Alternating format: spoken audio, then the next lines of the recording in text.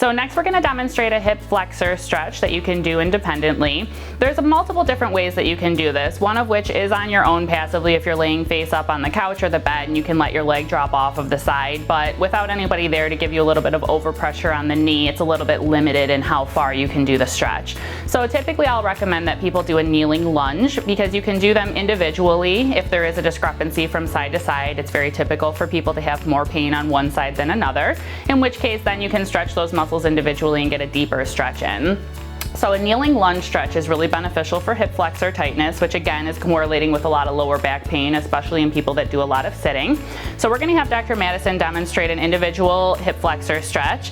So we're going to have her kneel right next to the table, and I do usually recommend that people find a surface that they can kind of hold on to just for balance purposes here.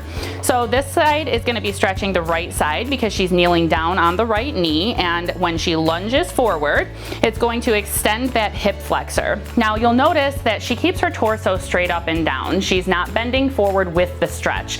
That's a very important thing to consider because we're trying to avoid flexion at the hips in order to get more extension into those hip flexors. So the idea is that she's pushing those hips forward in order to extend the pelvis a little bit and get a stretch into that hip flexor. Another 15 to 20 seconds is what's necessary, and then we usually reverse it and we'll do the other side. So make sure that you do your stretches on both sides even if one or the other isn't hurting as much, okay? So we'll have her reverse this now. She's gonna switch legs. She lunges forward nice and deep, and the torso stays upright so that she's extending the front of the pelvis and the hip area to get a good deep stretch into the hip flexor.